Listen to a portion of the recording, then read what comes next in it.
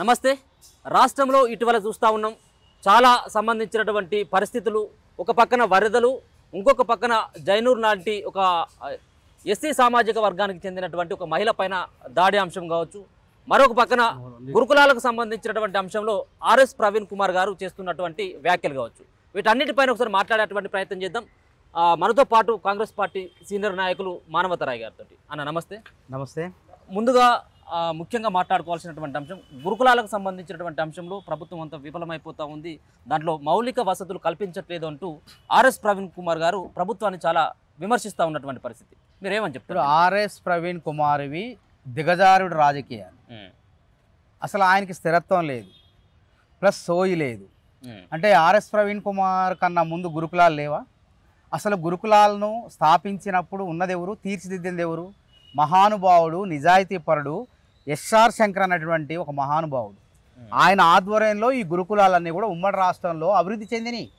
ఆయన చనిపోయేటప్పుడు కూడా ఒక చొక్కా, తన గది చిల్లానికి ఒక చొక్కా మాత్రమే ఉన్నది. అంత నిజాయితీపరుడు. ఆయనకి ఈయనకు పోలికుందా? ఆర్ఎస్ ప్రవీణ్ కుమార్ ఉన్నప్పుడే డాక్టర్లు అయ్యారా? అంతకుముందు డాక్టర్లు, ఇంజనీర్లు గురుకులాల్లో కాలేదా? అసలు ఆర్ఎస్ ప్రవీణ్ కుమార్కి గురుకులాల కార్యదర్శి బాధ్యత అప్పచెప్పింది ఎవరు? కాంగ్రెస్ ప్రభుత్వం కాదా? అంటే ఆ సోయి కూడా మర్చిపోయినావా నువ్వు? ఎందుకు అప్పచెప్పి ఎందుకు వచ్చిండు ఆర్ఎస్ ఐపీఎస్? అప్పటిదాకా ఐఏఎస్లు మాత్రమే గురుకులాలకు, ఎస్సీ గురుకులాలకు కార్యదర్శులుగా ఉండేవాళ్ళు. కానీ కాంగ్రెస్ ప్రభుత్వం ఆర్ఎస్ ప్రవీణ్ కుమార్కి గురుకులాల కార్యదర్శిగా అప్పచెప్పింది. ఎందుకు అప్పచెప్పింది? ఈయన అనంతపురం ఎస్పీగా ఉన్నప్పుడు, అక్కడ పరిటాల రవి హత్య జరిగినప్పుడు ఈయన అక్కడ ఎస్పీగా ఉన్నాడు. కాబట్టి ఈ నీకు తెలవకుండా జరగలేదు ఈ హత్య, నీ పాత్ర ఉందని చెప్పేసి పరిటాల రవీంద్ర కుమారులు, అదేవిధంగా టీడీపీ కార్యకర్తలు ఆయన మీద దాడి చేసే ప్రయత్నం కూడా చేశారు. ఆ భయానికి భయపడి అప్పుడు కాంగ్రెస్ ప్రభుత్వం కిరణ్ కుమార్ రెడ్డి అధికారంలో ఉన్నప్పుడు, ముఖ్యమంత్రిగా ఉన్నప్పుడు ఉమ్మడి రాష్ట్రంలో మా కాంగ్రెస్ నాయకులు, ఇప్పుడున్నటువంటి ఆరోగ్య శాఖ మంత్రి, అప్పటి డిప్యూటీ సీఎం దామోదర్ రాజనరసింహ గారిని బతిలాడి, కొప్పుల రాజు గారిని బతిలాడుకొని కిరణ్ కుమార్ రెడ్డి గారికి నచ్చజెప్పి గురుకులాల కార్యదర్శిగా గుండు కొట్టించుకొని అవతారం, దళితులకు ఏదో సేవ చేస్తున్నట్టు అవతారం ఎత్తిన మాట వాస్తవం కాదా? నిజంగా చిత్తశుద్ధితో వచ్చినవా? పోనీ ఏం చేసి నువ్వు గురుకులాల్లో పావలా ఖర్చు పెట్టాల్సిన చోట 10 రూపాయలు ఖర్చు పెట్టి అట్లా ఆ విధంగా గురుకులాల పిల్లల నోటికాడ ముద్దను లాక్కున్నావు. టీచర్లు, ప్రిన్సిపాళ్ళు, అధ్యాపకులు వీళ్ళంతా కష్టపడితే పిల్లలకు ర్యాంకులు వస్తాయి. అదే ఈయన గంతలాగా చెప్పుకొని ఈయన సొమ్ము ఒకటిది సోకొకటి లెక్క ఆర్ఎస్ ప్రవీణ్ కుమార్ వ్యవహరించాడు. అసలు మాలవత్ పూర్ణని హిమాలయ పర్వతాలు ఎక్కించింది ఎవరు? కాంగ్రెస్ ప్రభుత్వం కాదా? తర్వాత టీఆర్ఎస్ పార్టీ అధికారంలోకి వచ్చిన తర్వాత మళ్ళీ కేసీఆర్ దగ్గర మార్కులు కొట్టేయడం కోసం ఇదంతా కేసీఆర్ చేసిన గొప్పతనం అని చెప్పేసి ఆయన కంటగట్టే ప్రయత్నం చేసి ఆ విధంగా అటు ఇటు లబ్ధి పొందే ప్రయత్నం చేసిండు. ఒక అవకాశవాది ఆర్ఎస్ ప్రవీణ్ కుమార్ అంటానికి ఇదే ఉదాహరణ క్లియర్ కనపడుతుంది. ఆర్ఎస్ ప్రవీణ్ కుమార్ కన్నా ముందు ఎంతమంది డాక్టర్లు లేరు, ఎంతమంది ఐఏఎస్ లేరు, ఎంతమంది ఐపీఎస్ లేరు? లేకపోతే అసలు గురుకుల పాఠశాల ఎందుకు లేవు? ఇప్పుడు డాక్టర్లు అయ్యారు, ఇప్పుడు డాక్టర్లు అయ్యారు, అప్పుడు డాక్టర్లు అయ్యారు. ఆర్ఎస్ ప్రవీణ్ కుమార్ ఉన్నప్పుడు గురుకులాల్లో 1000 కోట్లన్నీ కూడా మాయమైనవి. ఎవరు తిన్నారంటారు? మొత్తం ఈయన బినామీ పేర్లతో. అసలు ఎస్ఆర్ శంకర్ అనే ఏజెన్సీ ఎవరిది? అసలు ఎస్ఆర్ శంకర్ అనే ఏజెన్సీ అనేది అవుట్ సోర్సింగ్ ఏజెన్సీని స్థాపించింది ఎవరు? అసలు ప్రభుత్వ సొసైటీ కార్యాలయంలో, గిరిజన సొసైటీ కార్యాలయంలో అక్కడ ప్రైవేటు ఏజెన్సీని ఎవరు పెడతారు? అసలు అక్కడ అంత హత్య ఊరుకుంటుంది అంటే అర్థమైంది. స్వేరోస్ పేరుతో ఒక ప్రైవేటు సైన్యాన్ని తయారు చేసి ఒక ఎస్ఆర్ శంకర్ అనేటువంటి ఏజెన్సీని స్థాపించి ఈ గురుకులాల నిధులన్నీ కూడా అటు ఆ ఏజెన్సీకే ఉద్యోగులు సంబంధించినటువంటి టీచింగ్, నాన్ టీచింగ్ ఉద్యోగుల కాంట్రాక్ట్ మొత్తం కూడా ఆ ఏజెన్సీకి అప్పచెప్పి దొడ్డిదారులు అప్పచెప్పేసి లబ్ధి పొందింది ఎవరు? ప్రతి ఒక్కళ్ళు అంటారు పెద్ద ఎత్తున ఆరోపణలు ఉన్నాయి దీని మీద. దీనికి సమాధానం చెప్పాలా? వెంటనే నేను అంటున్న రాష్ట్ర ప్రభుత్వాన్ని, ముఖ్యమంత్రి రేవంత్ రెడ్డి గారిని ఒకటే అడుగుతున్న కాంగ్రెస్ పార్టీ అధికార ప్రతినిధిగా, ఆ రోజు నేను లోకాయుక్తలో ఆర్ఎస్ ప్రవీణ్ కుమార్ పైన నేను ఫిర్యాదు చేసిన, సాక్ష్యాధారాలతో సహా ఫిర్యాదు చేసిన ఆ ఫైల్ ఇప్పుడు లోకాయుక్తలో ఉంది. అది తెప్పించుకొని ఒక్కసారి ఆ ఫైల్ పైన విచారణ జరిపితే ఆర్ఎస్ ప్రవీణ్ కుమార్ బండారం మొత్తం కూడా బయటపడుతుంది. ఆయన ఏ విధంగా అసలు ఒక ఐపీఎస్ ఉండి, ఒక రాజ్యాంగం మీద ఒక దళితుడై ఉండి ఏ విధంగా ఉల్లంఘిస్తారండి? అసిస్టెంట్ కేర్ టేకర్లు ఆర్థిక శాఖ ఆమోదం లేదు, రూల్ ఆఫ్ రిజర్వేషన్ లేదు. కేవలం తనకి నచ్చిన వాళ్లకు, ఇష్టం వచ్చిన వాళ్లకు, అర్హతలు లేకపోయినా అసిస్టెంట్ కేర్ టేకర్ ఉద్యోగాలు కట్టబెట్టిండు. ఎట్లా కట్టబెడతాడు? తను నచ్చిన వాళ్లకు ప్రిన్సిపాల్గా ప్రమోషన్లు ఇచ్చిండు, నచ్చిన వాళ్లకు ఇచ్చేసిన 13 మంది ప్రిన్సిపాల్ నియామకం జరిగితే అందులో పెద్ద ఎత్తున అవకతవకలు ఆయన ఆధ్వర్యంలో జరిగినాయని చెప్పి పెద్ద ఎత్తున ఆరోపణ. దానిపై నేను ఎమ్మట సిబిసిఐడి ఒకవేళ ఈ రాష్ట్ర ప్రభుత్వం మీద నమ్మకం లేకపోతే ఆ అంశాల 13 మంది ప్రిన్సిపాల్ నియామకం పైన సిబిఐ ఎంక్వైరీ చేయాల్సిందిగా నేను డిమాండ్ చేస్తున్నా. అంత చేయాల్సింది మొత్తం సర్వనాశనం చేసి ఇలా గురుకులాలను మొత్తం కూడా గొంపగుత్తగా తన చెప్పు చెత్తల్లో పెట్టుకొని తన బినామీ అంటారు. అది చాలామంది మొత్తం పెద్ద పెద్ద జర్నలిస్టులు అందరూ కూడా శోధించారు. అసలు ఈ సమస్య ఎవరిదనంటే ఆర్ఎస్ ప్రవీణ్ కుమారే దీన్ని నడిపిస్తాడు ప్రైవేట్ సైన్యాన్ని పెట్టి గురుకులాల్లో అని చెప్పేసి ఆయన సంస్థనే అని చెప్పి చాలామంది కూడా ఆరోపించారు. ఆ రోజు ఇంత పెద్ద ఎత్తున దుమారం చెలరేగితే అసలు ఎవరైనా ఆ పదవులు ఎంతకాలం ఉండాలా? గురుకులాల సెక్రటరీగా 3 సంవత్సరాలు 3.5 సంవత్సరాలు. కానీ కేసీఆర్ గారికి ఆ గురుకులాల్లో సొమ్మంతా కూడా దోచిపెట్టిండు. కాబట్టి దోచిపెట్టినందుకు ప్రతిఫలంగా తన బామ్మర్ది, తన చెల్లి భర్తను, అక్క భర్తను అయినటువంటి మెతుకు ఆనంద్ వికారాబాద్ ఎమ్మెల్యే టికెట్ ఇప్పించుకొని గెలిపించుకొని పార్టీకి గురుకులాల్లో దోచిన సొమ్మును కూడా బీఆర్ఎస్ కేసీఆర్కి అప్పచెప్పి ఆ విధంగా ప్రయోజనాలు పొందినవా లేదా చెప్పండి. దమ్ముంటే గుండెమే చేసుకోమని చెప్పండి. ఆయన హిందూ అంటాడు కదా, గుళ్ళో పోయి ప్రమాణం చేద్దాం రమ్మండి. ఏ గుళ్ళోకి ఆయన అవసరానికి హిందూ అంటాడు. కావాలని బీఎస్పీ పార్టీలో ఎందుకు పోయిందంటే కేసీఆర్ గారు ఆయన బీఎస్పీ పార్టీ మాయావతితో మాట్లాడి ఆయన బీఎస్పీ పార్టీలో పంపించారు. ఎందుకంటే బీఆర్ఎస్ పార్టీ పైన వ్యతిరేకత మొదలైంది. కాంగ్రెస్ పార్టీ ఓటు బ్యాంక్ మొత్తం కూడా ప్రధానంగా దళితులు గిరిజనులు ఉంటారు. ఈ ఓటు బ్యాంకును చీల్చాలి అని అంటే మందకృష్ణ మాదిక్ ఒక వ్యతిరేకమైనటువంటి ప్రత్యామ్నాయమైన నాయకుడిని తయారు చేయాలంటే ఒక ఆర్ఎస్ ప్రవీణ్ కుమార్ లాంటి హస్తాన్ని ఉపయోగించాలని చెప్పి కేసీఆర్ ప్రయోగించినటువంటి బాణమే ఆర్ఎస్ ప్రవీణ్ కుమార్. ఆ బాణం గురుకులాల్లో ఉంటే ప్రయోజనం ఉండదు, కాంగ్రెస్ ఓటు బ్యాంకు చీలదు. కాబట్టి ఆర్ఎస్ ప్రవీణ్ కుమార్ ఒక పార్టీ బీఎస్పీ పార్టీ పగ్గాలు అప్పచెప్పి పోయి జనాల్లో పంపిస్తే 5% 10% ఓటు బ్యాంకు చీల్చినా సరే మాకు లాభం చేకూరుస్తుంది, బీఆర్ఎస్ పార్టీకి అధికారం వస్తుంది అనేటువంటి కుట్రతో కుతంత్రంతో ఆర్ఎస్ ప్రవీణ్ కుమార్ని అందులో పంపించారు. నిజంగా ఆయనపై ఎందుకు చర్యలు తీసుకోలేదు మీరు? ఆయన ఎందుకు తొలగించారు? అసలు అంత సుదీర్ఘకాలం ఏ కార్యదర్శికి లేనటువంటి అవకాశం, ఏ శాఖలో లేనటువంటి 9 ఏళ్ళు 8 ఏళ్ళు ఎందుకు ఆర్ఎస్ ప్రవీణ్ కుమార్ అనేక అక్రమాలు జరుగుతున్నాయని ఆరోపణలు వచ్చినా ఆయన ఎందుకు కొనసాగించారో దీనికి సమాధానం చెప్పాలి. దానికి సమాధానం చెప్పలేదు. ఎందుకంటే వాళ్ళ తొత్తులాగా ఉన్నాడు. కాబట్టి ఈ తొత్తు అనేది బండారం మొత్తం కూడా బయటపడకుండా ఈ విధంగా చీకటి ఒప్పందంలో భాగంగా బీఎస్పీలో పంపించేసి కాంగ్రెస్ ఓటు బ్యాంకు చీలు అని చెప్పి కుట్ర బన్నారు. కానీ వాళ్ళ కుట్రలు ఫలించలేదు, ప్రజలందరూ కూడా నమ్మలేదు, కాంగ్రెస్కే ఓట్లేశారు. కాంగ్రెస్ పార్టీ అధికారంలోకి వచ్చింది. తను పోటీ చేసిన చోట కూడా ఓడిపోవడం సిరిపుర్ కాగజ్ నగర్లో ఘోర వైఫల్యం చెందడం జరిగింది. కాబట్టి ఏం చేసిండు, మళ్ళీ రంగు మార్చుకొని మళ్ళీ బీఆర్ఎస్ పార్టీలో చేరి మళ్ళీ ఇందులో ప్రయత్నం చేద్దామని చెప్పి కాంగ్రెస్ పార్టీని విమర్శించడానికి వేలెత్తి చూపడానికి ఎక్కడ కూడా సందు దొరకట్లేదు. కాబట్టి ఏం చేయాలా, నిరుద్యోగ సమస్యలు ఏలుబెట్టారు, కుదరలేదు. గ్రూప్ 1 పరీక్షని ఏం చేద్దాం, గ్రూప్ 1 పరీక్ష జరగకుండా చూద్దామనే కుట్రలు బంతుంది ఆర్ఎస్ ప్రవీణ్ కుమారే. అదేవిధంగా అందులో కూడా చేత కావట్లేదు, అది కూడా కుదరట్లేదు. కాబట్టి ఏం చేయాలా, సెంటిమెంట్ రగలు కొడతాడు. అంటే కాంగ్రెస్ పార్టీ ఉమ్మడి రాష్ట్రంలో అధికారం ఉన్నప్పుడు దాదాపు అన్ని గురుకులాలు కలిపి 260 ఉన్నాయి. ఇప్పుడు ఎస్సీ గురుకులాలే 269 ఎస్సీ గురుకులాలు ఉన్నాయి. అందులో 1,55,000 మంది చదువుతున్నారు. అదేవిధంగా మిగతా బీసీ మహాత్మా జ్యోతిరావు పూలే గురుకులాలు, తర్వాత ముస్లిం మైనారిటీ సంబంధించినటువంటి గురుకులాలు ఇవన్నీ వచ్చినాయి. అయితే 1020 గురుకులాలు వచ్చినాయి. కానీ ఉపయోగం ఏంది? అప్పుడున్న సమస్యలే, వాటిని పరిష్కరించుకుంటూ పోతున్నాం. కాంగ్రెస్ ప్రభుత్వం వాటిని చక్కగా తీర్చిదిద్దే ప్రయత్నం చేస్తున్నాం. అందులో అక్రమంగా ఆర్ఎస్ ప్రవీణ్ కుమార్ ఎవరినైతే అక్రమంగా చట్టవిరుద్ధంగా నిబంధనలకు విరుద్ధంగా ఆర్థిక శాఖ ఆమోదం లేకుండా ఉన్నారో అట్లాంటి వాళ్ళపైన చర్యలు తీసుకునే కార్యక్రమాలు ఉన్నాయి. అంటే అప్పుడేమో కేసీఆర్ సహకరించండి అనేది ఒక పక్కన చెప్తా ఉన్నారు. కేవలం ఆరోపణలేనా, ఆధారాలు కూడా మీ దగ్గర ఆధారాలు ఉన్నాయి, మాట్లాడలేదు. ఇప్పుడు ప్రభుత్వం భయం ఏంటంటే కాంగ్రెస్ పార్టీ ఈ ఏజెన్సీలన్నీ కూడా తీసివేసే ప్రయత్నం చేస్తుంది. ఎస్ఆర్ శంకరన్ ఏజెన్సీ అనేది తీసివేస్తే రోడ్డు మీద పడతారేమో అని చెప్పి తనకు సంబంధించినటువంటి బినామీ వ్యక్తులు అని చెప్పి ఒక భయం పట్టుకుంది. కాబట్టి ఏం చేయాలా, గురుకులాల సెంటిమెంట్ను ఉపయోగించాలి. నేనున్నప్పుడే డాక్టర్, నువ్వు ఉన్నప్పుడు ఎట్టయితారు డాక్టర్? నువ్వు కాకముందు లేరా డాక్టర్లు? నువ్వు లేకముందు ఇంజనీర్లు అయ్యారు, డాక్టర్లు అయ్యారు, ఐఏఎస్లు అయ్యారు, ఐపీఎస్లు అయ్యారు, చాలా ఉన్నతమైన స్థానాల్లో ఉన్నారు, అమెరికా పోయారు, అందరూ అయ్యారు. కానీ అది నీ ఘనతే, టీచర్ల ఘనతనే నా ఘనత అని చెప్పడం, ప్రభుత్వం డబ్బులు ఖర్చు పెడితే ఇది నేను ఖర్చు పెట్టినట్టని ప్రచారం చేసుకోవడం. అంటే సొమ్ము ఒకటిది, సొమ్మేమో ప్రభుత్వం అనేది, సోకేమో ఆర్ఎస్ ప్రవీణ్ కుమార్ది. అసలు ఇది ఎట్లుందంటే ఆర్ఎస్ ప్రవీణ్ కుమార్ కథ 100 ఎలుకలు తిన్న పిల్లట తీర్థయాత్రలకు పోయినట్టు ఉంది కథ. అసలు ఈయన మొత్తం ఆయన డ్యూటీలో ఉన్నప్పుడు సెంటర్ ఎక్సలెన్సీ కోసం అంటే అవార్డుల కోసం దాదాపు ఎస్సీ ఎస్టీ బీసీ మైనార్టీకి సంబంధించినటువంటి 150 మందిని కాల్చి చంపిండనేటువంటి పేరు ప్రఖ్యాతులు ఆయనకు ఉన్నాయి. ప్రచారం వరంగల్ జిల్లా కానీ కరీంనగర్ జిల్లా కానీ ఆయన ఎక్కడ పనిచేశారో అక్కడ మొత్తం కూడా చెప్తారు, కోడే కూస్తారు.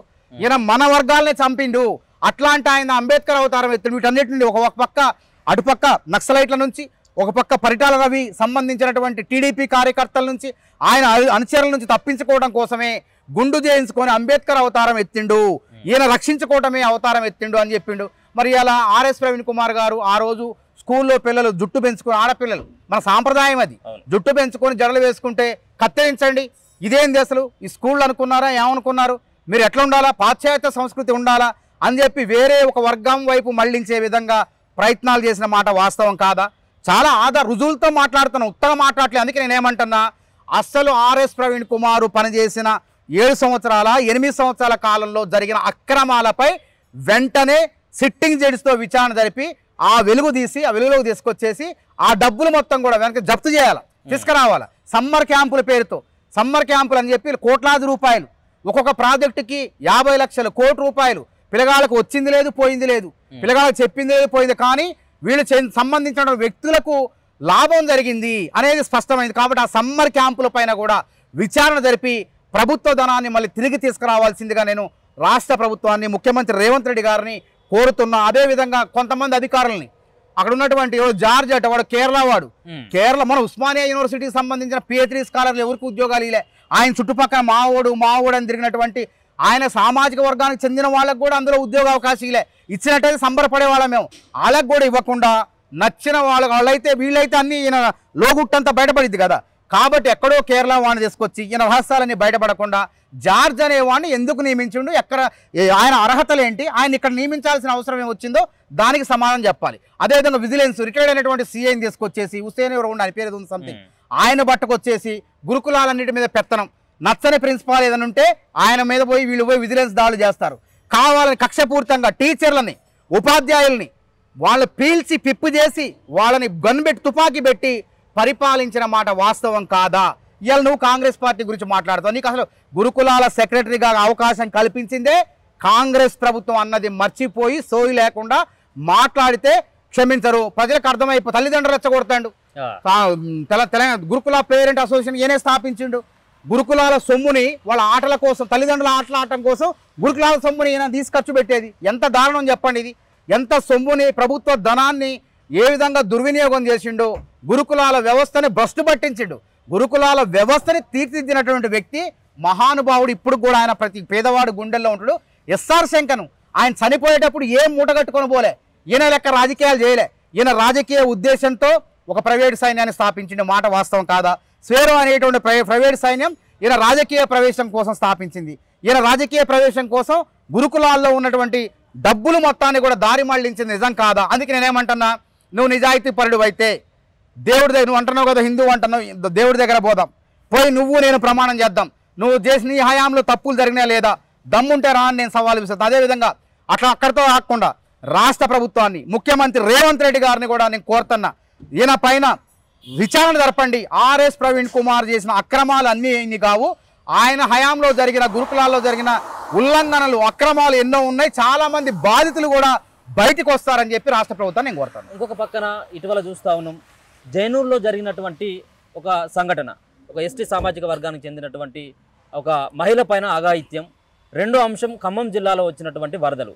ఈ రెండింటిపైన కూడా ఒక పక్కనేమో హరీష్ రావు ఈరోజు గాంధీ హాస్పిటల్లో ఆమె చికిత్స పొందుతున్నటువంటి ఆ బాధితురాలను పరామర్శించడం, రెండోదేమో అక్కడ ఖమ్మం జిల్లాలో వచ్చినటువంటి వరదల పైన KTR ట్వీట్ కావచ్చు. దీన్ని ఎట్లా చూస్తారండి? ఇప్పుడు హరీష్ రావు గారి స్పందన ఎట్లుందంటే, దొంగలు పడ్డ 6 నెలల కుక్కలు మురిగినట్టుంది. మా మంత్రి సీతక్క గారు వెళ్ళి పరామర్శించారు. ఎవడైతే ఘోరానికి, నేరానికి, అఘాయిత్యానికి మహిళపై పాల్పడ్డారో వాడిని బొక్కలో కూడా వేశారు. అదేవిధంగా లక్ష రూపాయల ప్రభుత్వం తరఫున అందాల్సినటువంటి గిరిజన మహిళ జరిగితే, అన్యాయం జరిగితే ఆర్థిక సహాయాన్ని కూడా చేశారు. భవిష్యత్తులో సహాయం చేయడానికి కూడా ప్రభుత్వం సిద్ధంగా ఉందని ప్రకటించారు. ఇంకేం చేయాలి చెప్పండి? కావాలంటే రావాలి ఇక్కడ ముఖ్యమంత్రి రేవంత్ రెడ్డి హాస్పిటల్కి వచ్చి పరామర్శించాలని ఇన్ఛార్జి మంత్రి ముఖ్యమంత్రి గారు సోయలేదా?